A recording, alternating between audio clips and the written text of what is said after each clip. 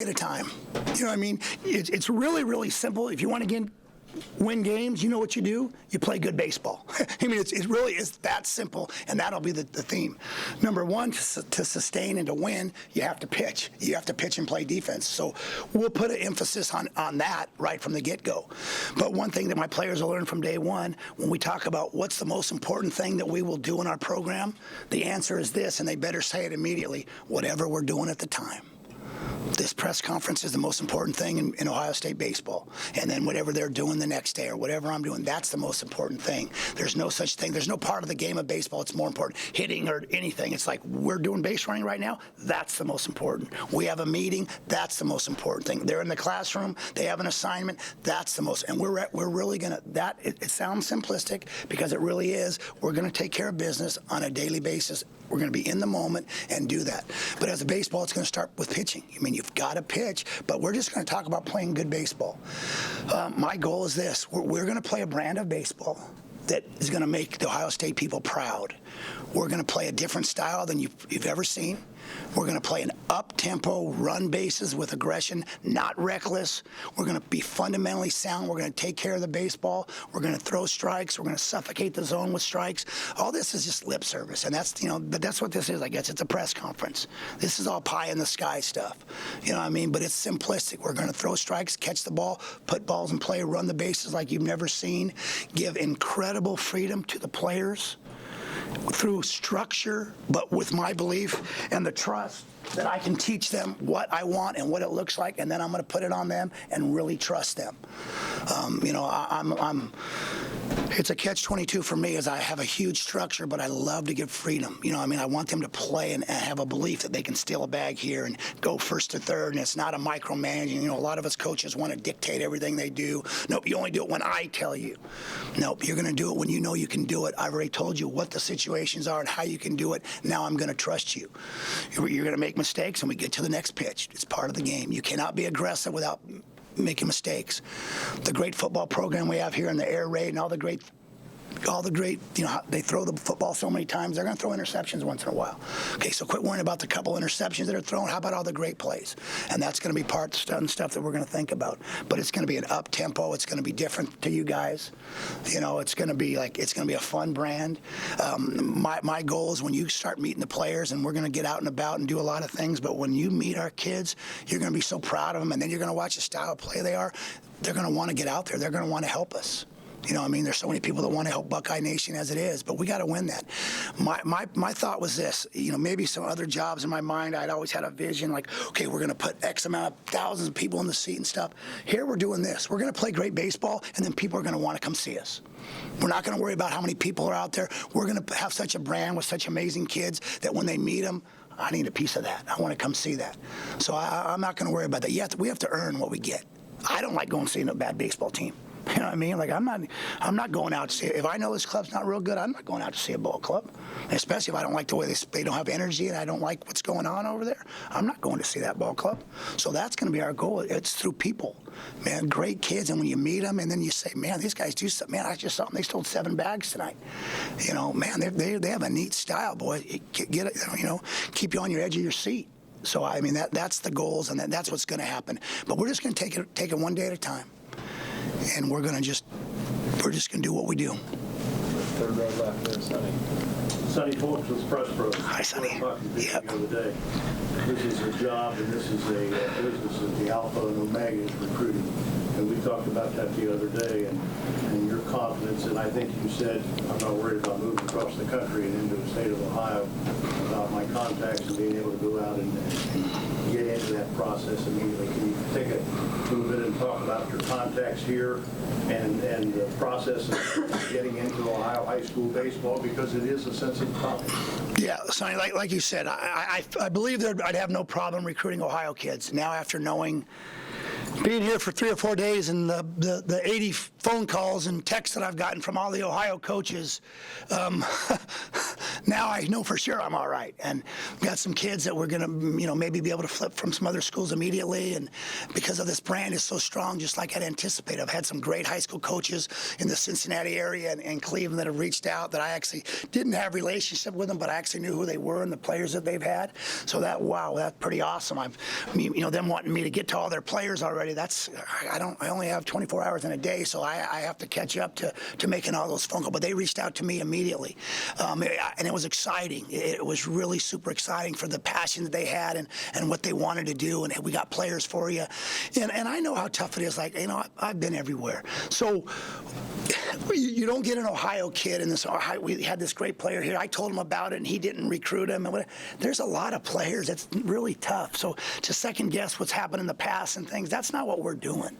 They've had a lot of great players here. They brought in a lot of good players. So my worry isn't about what's happened in the past. My worry is what's happened in the future. But again, it's going to start here in Ohio, and there's so many good ones. And again, this is college baseball. You have 11.7 scholarships, 35 roster spots. You can't get everybody. You know what I mean? So as many, he wanted to go there. I know he wanted to go. So do a lot of people want to go here. That's why I wanted to come here. You know what I mean? But so it's really delicate. Obviously, when I get my staff going, we're going to heading on the road this week. And now this is go time. Now we're going to get on players. My job is to start getting with this roster right away. I've got to manage this roster right now, which is, wow. I knew it was going to be tough. It's a tough business. Especially we had the COVID era with some of the players, and now we're at different numbers. And so it's been a tough thing to navigate the last 3 years on roster spots and certain things, So this has been really, really tough. It's one of those things that I grew up with. Be careful what you wish for. You know what I mean? All right, yeah, now you got it, buddy. Now there's a lot of tough phone calls and tough decisions. And now all of a sudden everybody wants to talk to you even more. I've had a lot of people that always talk to me, but now it's I don't even know what. It hasn't tripled. It's a lot more than 3. I promise you that. So, but yeah, we're going to start in this thing. We have a great recruiting plan. I made sure that one of the coaches that'll be one of the recruiting coordinators has a great understanding of the Ohio area. It was at the schools that he's been. He's kicked butt in the Ohio area, especially with power arms, and that's what it's all about, us accumulating power arms and pure strike throwers, left-handers that can really pitch and things, and that's what they've already done a great job of, getting a few really good pitch-ready left-handers into this program that I can't wait to see. So we're going to hit the ground running, but we have a plan. We obviously haven't got to sit down. We've had a lot of conversations the last 4 or 5 days on what it's going to look like. So that's going to be the fun part. Is this great place, Ohio State University, and the brand recruiting too. And again, it's easy for people to want to send people to you. Our job is to find the right ones, which is not easy. And like I said, there's a certain style of player that I want from a position player. And, and he's going to have to be athletic and really have great aptitude, have a really good baseball IQ. And I have a good feel for that when I'm watching him play and then talking through him. And maybe I suggest something to a guy. And next thing I know, next time I watch him play, he's made those adjustments that we just talked about during a little phone call during the recruitment. That's how I really find out, man, this is the right guy. I told him he ever thought about having a little leg kick or whatever the fact might be, and no, I really haven't. Next thing I do, I watch him. He's got a little rhythm with a leg kick, and it's like, wow, man, if this kid on one phone call, imagine having him in my program, So again, so proud to be able to represent this place and what it stands for. Staying to talk about Adam and then Justin. Adam King, Fan TV. You've gotten kind of emotional a couple of times. I have? Has it hit you yet that you're the head coach at Ohio State? What does that mean to you? You trying to get me emotional again? I thought I got through that part. Now I'm like a regular human being. So I really haven't had that moment. I guess it still hasn't. It's sort of weird to sound, to get in a desk. It was, I come up in the offices and they have those mannequins with all the uniforms on, and I got certain uniforms that I like, and I'm very simplistic, but I love looking good. And I saw some unis in there that I didn't like right away, like that. We're not wearing that jersey. So I went over there a little bit and I touched it and I started taking it off, and I'm like, am I allowed to do that? And I got my Hiltons next to me. I said, am I allowed to do that? And I thought, like, darn right I'm allowed. It's my program. So that whatever digital camo or whatever that thing was it's not there anymore. You know what I mean? Like, that's not the uniforms that we'll be wearing here. You know what I mean? But like, it was taken off, and then I found one I liked in there and put it on. And now there's a couple jerseys I still don't like, some softball-looking unis, and I went, I don't have another jersey. So actually, there's only like an underneath shirt on one of the guys in there. I don't think he's real happy. He doesn't even have a jersey. So I couldn't do everything I wanted to do, but that was probably when it hit me, and it was like, yeah, I could do that. Yeah, I could do whatever I want nowadays. You know what I mean? So yeah, so I guess that would be the one moment. But waking up and this transition hasn't been easy. It's going to be really tough on my family because we're leaving, like I've stated, an amazing place around amazing people. But we know there's amazing people here, and we're going to find that. And my older two boys, I don't know, they may have lived in 9 different states and 12 different houses. I think they've told me before, and we always convince them, hey, the best thing you guys do is make friends. So we always convince them, and they sure did. And they become, my oldest are 2 really amazing kids. So I actually think it was really healthy, all the moves we made. My only problem with my older guys is my middle son, Garrig. He's a 4.0 student, and he wants to be a coach. Like, you're a coach like me because you're not very bright, and you have to coach. So the last thing in the world I wanted was my 4.0 student, who I want him to be a CEO and run a company, and he wants to coach. But like Jeff Pickler, he's super bright, and when you know baseball and you're smart, the sky's the limit. So I'm happy for him. He's up in Alaska coaching right now with Dave Serrano, my great friend. So what a pretty neat deal that my 2 best friends, Andy Stankiewicz and Dave Serrano, Dave's up there coaching him in Alaska, and those 2, both Andy and I's sons are his assistants. So that's, you want to talk about pretty neat too. 2 young guys are his assistants. All the things that Dave and I had done growing up, he gets to teach him some of the baseball stuff that we had learned. So those 2 guys are really fortunate. Stand for Justin. Yeah, Justin Holbrook, NBC4. You mentioned trust a little bit. I wonder if you can just expand on that. I mean, you can't select the players and you come into the program. How do you develop that trust and do it quickly to achieve it? So what I've told them, the ones I've got to talk to individually, got to do a Zoom, the big meeting is going to be the meeting before we start. The trust is, and what I've told them, what I need from them 100% is they need to trust me from day one. It can't be a deal that it takes a month for them to wait to trust me. Because every day they don't trust me, we go backwards. Just like I tell them, I trust everyone as a player. Can they lose my trust in the first week of the program? Absolutely. Can I lose their trust as a coach in 2 days? Absolutely. But we have to go in this thing believing in each other. They have to believe in my track record and the places that I've been. Their track record isn't as long as mine, but I'm going to believe they're here for a reason. I've met them. What a good kid. So I'm in. I'm in on them. They got to be in on me, and it's mandatory if we want to do the things we want to do. It's non-negotiable. I have a lot of trust and they have a lot of freedom, but there are certain things are non-negotiable, and the belief in myself and my staff, they've got to be all in. And like I've talked to a lot of the older guys, and obviously when your team hasn't had great success, you should be pretty hungry. You know what I mean? Like it's pretty simple. I'm looking in their eyes like I want to win. I want, all this. Like that's what we're here for. But like I tell them, you could ask any program in the country, hey, who wants to win this year? They all put their hand up. Who doesn't ever say that? But I tell them there's a huge difference between wanting to win and willing to win. There's a huge difference, and that will is what I'm going to teach them on a daily basis. This is going to be non-negotiable. Like, this is how we do it. This is what we do, and it's really simple. Do the right thing. I mean, that we all know what the right thing is. We just don't always do it. You know what I mean? And that's really where it's going to start. There's not going to be 100 different rules, but do the right thing will always be the core of who we are and what we do, and that'll last you a lifetime. Front right with Mark. Yeah, Bill, your track record speaks for itself. I mean, George Horton and Hockey Toledo. You've coached in pro baseball. Did you ever think time passed you by with regard to running your own college program? Yeah, I probably did, but again, I always God had a place for me. I just knew. I've had some tough, like I wanted that job, or I had some things during the World Series runs where there's some really good jobs, but they couldn't wait. Like I was telling some of the guys in our meetings, imagine right now, I won't talk to Ohio State. I want the job, but I really won't talk to them. I'll have little talks with them, but I have my team I'm worrying about. So Omaha's going on right now, so that program can't wait for me to be in Omaha.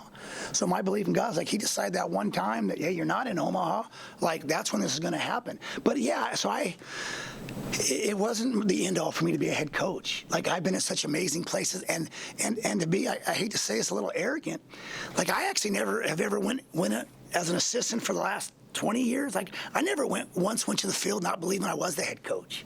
You know, I mean, as an assistant, you have your roles and you know what your job is, but I never went to the field like this is his team and I'm just here helping out. Like this is my club. You know what I mean? Like my mind never stops. I know what I would do here. I was learning from the best, you know what I mean? But I never once sat around thinking I'm just his assistant. Like, no, this is my club.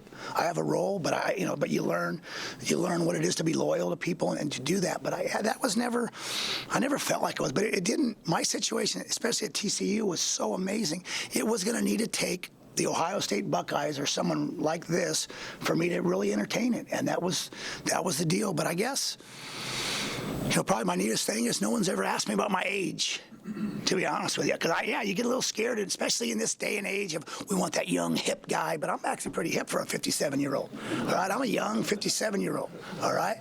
Okay, so like I'm into what these guys are, man. I know how to relate to them. They're my guys, and they keep me young. But that was also a little refreshing to me that no one ever really said, man, you sure you've been coaching for 36 years and you're 57 and that's, and I knew there's some older coaches now that have, Bruce Arians winning a Super Bowl with the Buccaneers 2 years ago and some other older guys, and it was sort of got a little back in vogue that, hey, maybe experience and guys that have done it, maybe there is a place for that, as opposed to these young, hip guys that have maybe been coaching 10 years and they haven't even gone through the things I have. They sure haven't screwed up as much as me.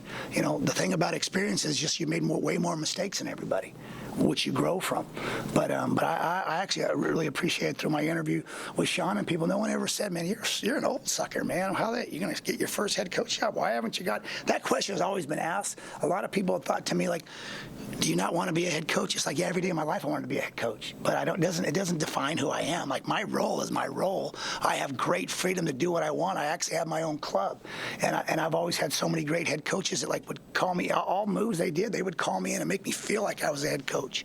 And being next to Jim Schlossnagle for 8 of those years, man, I had the best CEO in the business. I got to listen to him and him teach me the side. He appreciated my baseball. He was great with that, but some of the stuff working with donors and such things, which I was like, man, that's your lifeblood of a program. So even though I wasn't the one actually doing it, I was like paying attention, and I knew that, man, I can't wait. Imagine me. I always say to myself, speaking to donors and selling your program, you don't think I can sell a bunch of amazing kids in my program? You don't think I can go to dinner with people bragging about my players? You think that's going to be hard? Are you kidding me? When they've been with me and the things that we're going to go through, you don't think I can talk to you about them? This is the worst thing for me, this press conference, because this is about me. After today, it's not about me anymore. It reminds me of my wedding, the only time sort of in your life where everybody's looking at you and it's about you. You know what I mean? But after today, there's nothing more about me. It's going to be how can we get to where we want to get to, So. Time for just one or two more. Go Steve. Steve Halwagen, 24/7 Sports. There's only one Midwest team in the College World Series right now. And climate is something that nobody can really overcome, I suppose. I mean, Hold on. What about the climate out here? There's snow.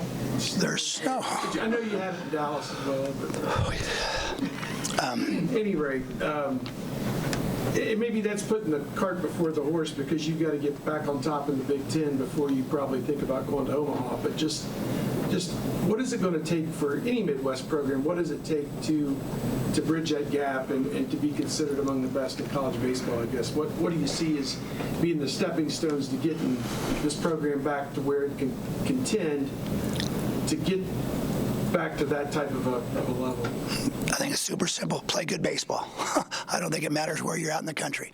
Yeah, sure is the snow. I'm gonna have to get. I have a lot of guys that already want to reach out to me and talk to me about how to deal with that. Like we're gonna deal with it one day at a time. We're gonna play baseball. We're in the Big Ten. We're the most South program, us in Indiana. What I mean? It's all relative. Everybody in the Big Ten plays in the same thing. You know what I mean? Like that's the goal. We got to come here to win Omaha, we're going to talk about Omaha. You're a little sheepish to mention Omaha. Like it's going to be, we're going to have a couple pictures in there. Man, they got to start dreaming from the doggone first day. That's the reality. Like we're going to think that. But if we don't play good baseball and do the things that we have to do, like that's a joke to think about Omaha. We have to worry about one day at a time.